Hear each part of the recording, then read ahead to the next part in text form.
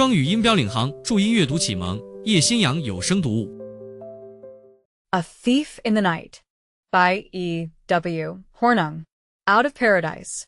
If I must tell more tales of Raffles, I can but back to our earliest days together, and fill in the blanks left by discretion in existing annals.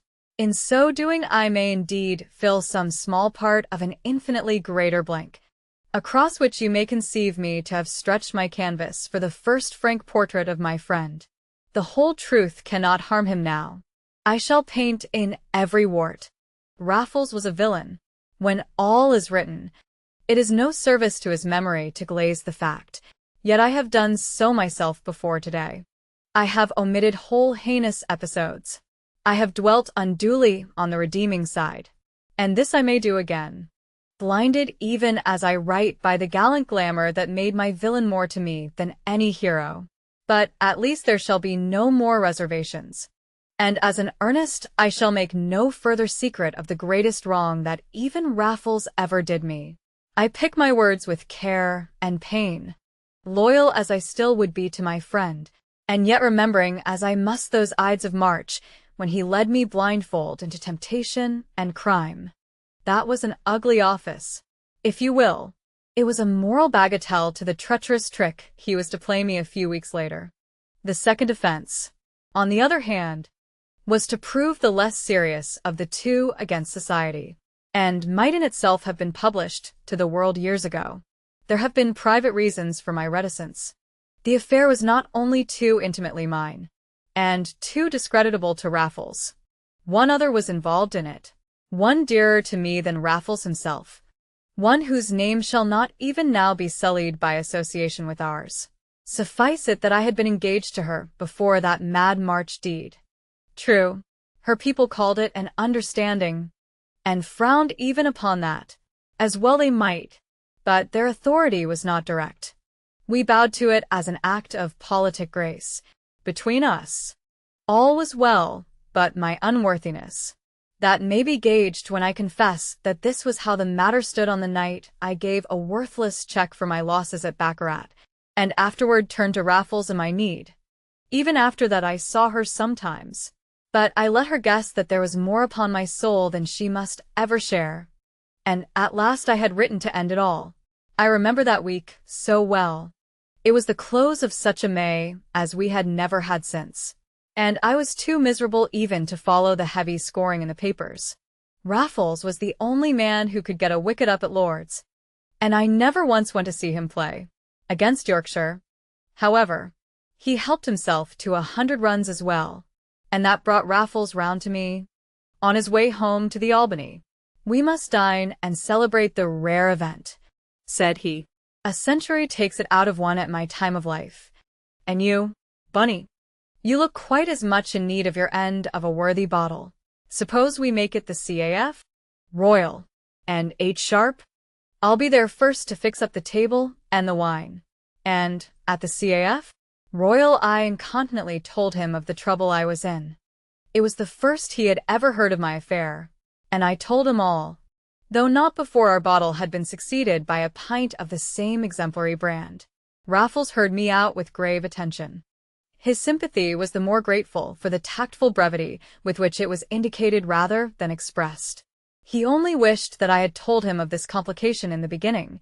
As I had not, he agreed with me that the only course was a candid and complete renunciation. It was not as though my divinity had a penny of her own, or I could earn an honest one.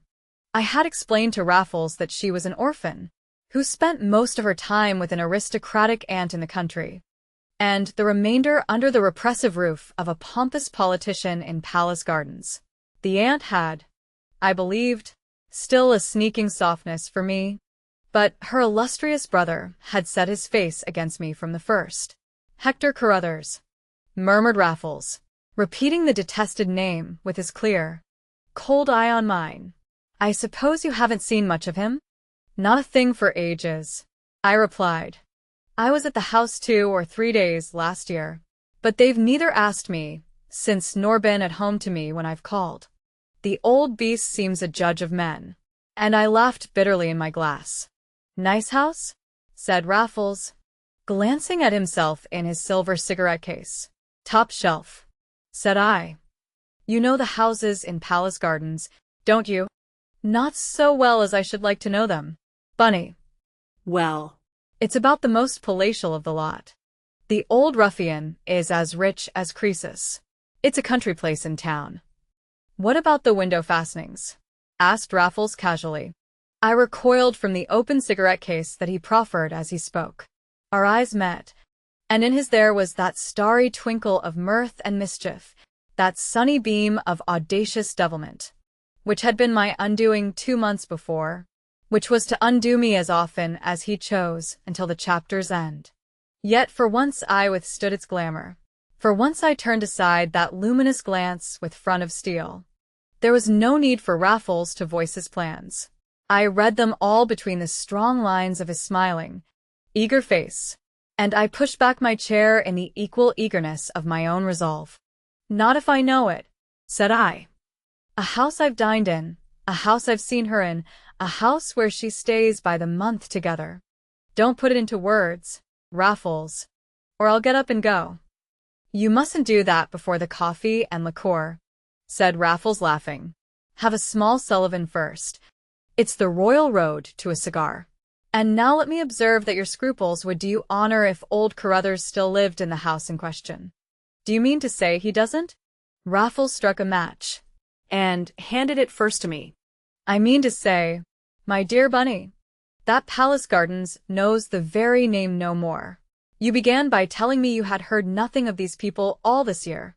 That's quite enough to account for our little misunderstanding. I was thinking of the house, and you were thinking of the people in the house. But who are they, Raffles? Who has taken the house? If old Carruthers has moved. And how do you know that it is still worth a visit?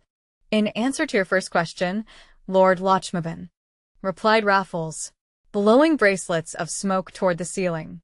You look as though you had never heard of him. But as the cricket and racing are the only part of your paper that you condescend to read, you can't be expected to keep track of all the peers created in your time. Your other question is not worth answering. How do you suppose that I know these things?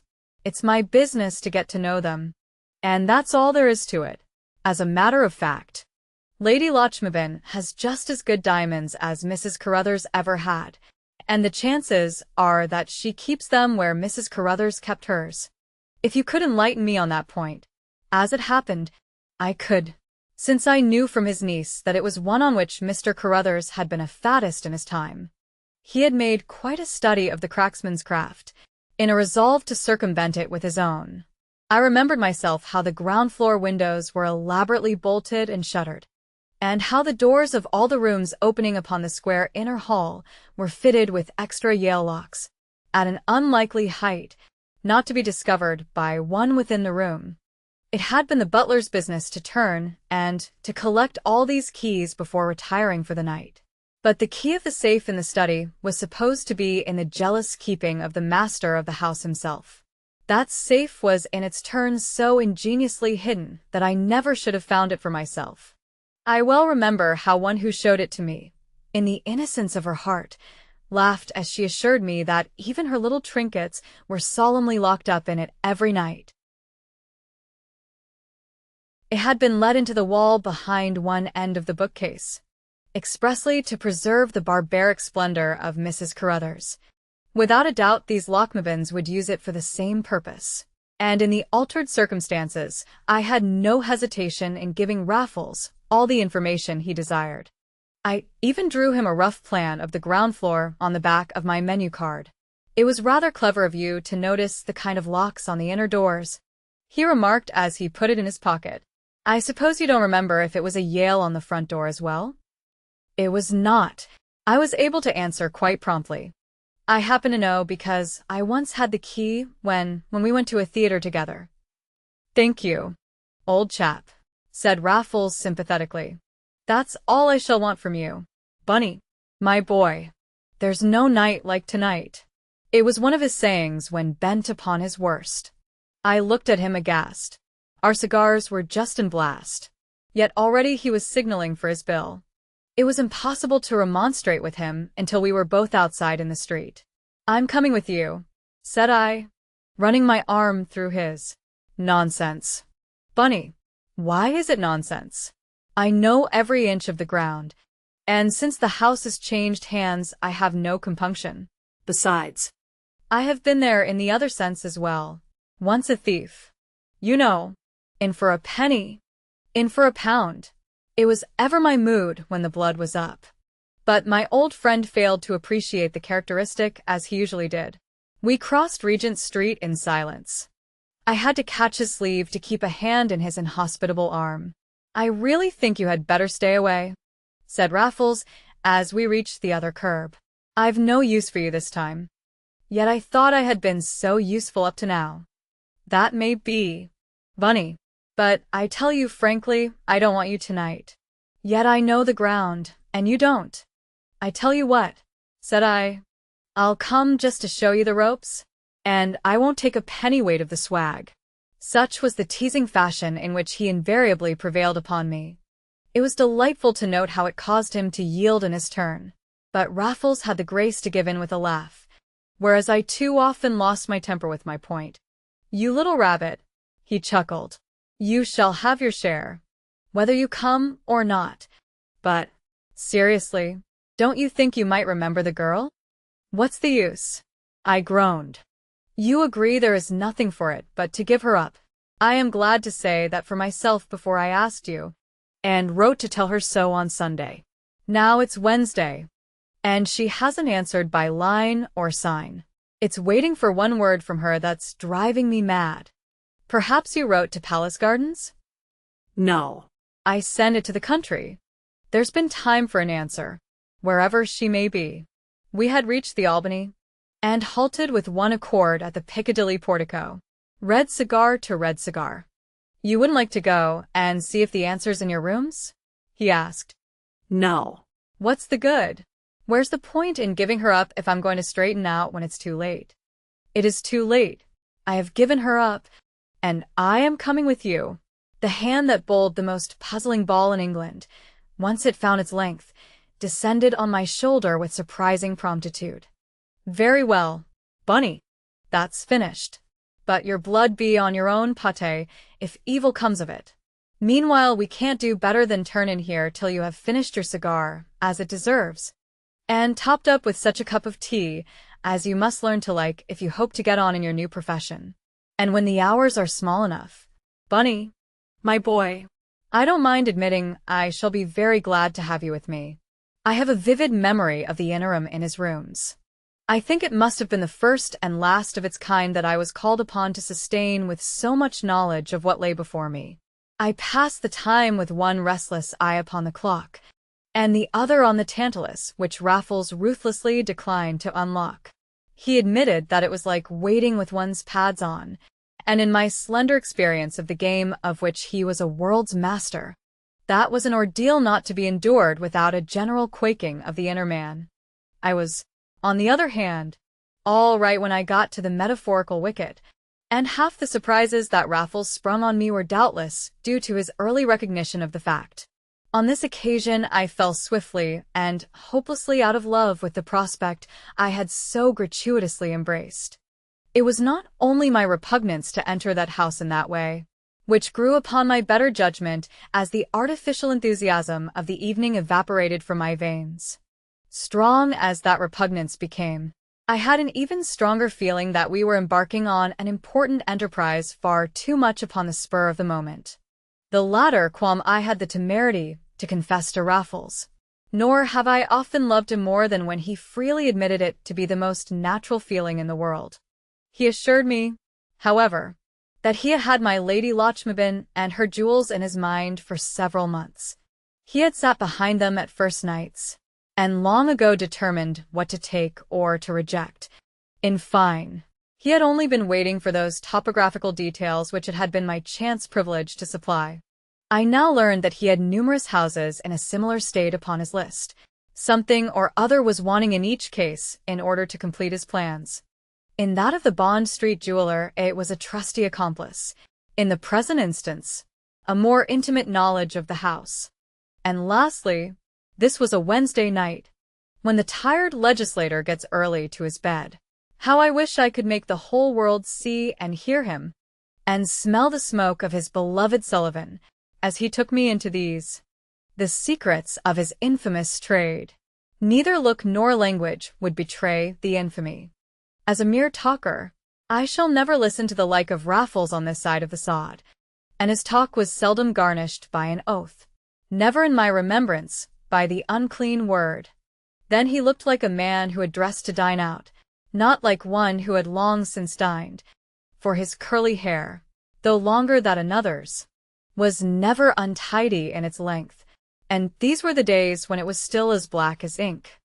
Nor were there many lines as yet upon the smooth and mobile face, and its frame was still that dear den of disorder and good taste, with the carved bookcase, the dresser and chests of still older oak, and the Wattses and Rossettis hung anyhow on the walls. It must have been 1 o'clock before we drove in a hansom as far as Kensington Church, instead of getting down at the gates of our private road to ruin, constitutionally shy of the direct approach. Raffles was further deterred by a ball in full swing at the Empress Rooms, whence potential witnesses were pouring between dances into the cool, deserted street. Instead, he led me a little way up Church Street, and so through the narrow passage into Palace Gardens. He knew the house as well as I did. We made our first survey from the other side of the road, and the house was not quite in darkness. There was a dim light over the door, a brighter one in the stables, which stood still farther back from the road. "That's a bit of a bore," said Raffles. "The ladies have been out somewhere. Trust them to spoil the show. They would get to bed before the stable folk. But insomnia is the curse of their sex and our profession. Somebody's not home yet. That will be the son of the house, but he's a beauty, who may not come home at all." "Another Alec Carruthers," I murmured, recalling the one I liked least of all the household, as I remembered it. "They might be brothers," rejoined Raffles, who knew all the loose fish about town. "Well, I'm not sure that I shall want you after all, Bunny." "Why not? If the front door's only on the latch, and you're right about the lock, I shall walk in as though I were the son of the house myself." And he jingled the skeleton bunch that he carried on a chain as honest men carry their latchkeys. "You forget the inner doors and the safe." "True. You might be useful to me there. But I still don't like leading you in where it isn't absolutely necessary." "Bunny, then let me lead you," I answered, and forthwith marched across the broad, secluded road, with the great houses standing back on either side in their ample gardens, as though the one opposite belonged to me. I thought Raffles had stayed behind, for I never heard him at my heels. Yet there he was when I turned round at the gate. "I must teach you the step," he whispered, shaking his head. "You shouldn't use your heel at all. Here's a grass border for you. Walk it as you would the plank. Gravel makes a noise, and flower beds tell a tale. Wait, I must carry you across this." It was the sweep of the drive, and in the dim light from above the door, the soft gravel, plowed into ridges by the night's wheels, threatened an alarm at every step. Yet Raffles, with me in his arms, crossed the zone of peril softly as the pard. "Shoes in your pocket, that's the beauty of pumps," he whispered on the step. His light bunch tinkled faintly. A couple of keys he stooped and tried, with the touch of a humane dentist. The third led us into the porch, and as we stood together on the mat, as he was gradually closing the door, a clock within chimed a half-hour in fashion so thrillingly familiar to me that I caught Raffles by the arm. My half-hours of happiness had flown to just such chimes. I looked wildly about me in the dim light. Hat-stand and oak settee belonged equally to my past, and Raffles was smiling in my face as he held the door wide for my escape. "You told me a lie," I gasped in whispers. "I did nothing of the sort," he replied. "The furniture's the furniture of Hector Carruthers, but the house is the house of Lord Lochmaben. Look here." He had stooped, and was smoothing out the discarded envelope of a telegram. "Lord Lochmaben," I read in pencil by the dim light, and the case was plain to me on the spot. My friends had let their house, furnished, as anybody but Raffles would have explained to me in the beginning. "All right," I said.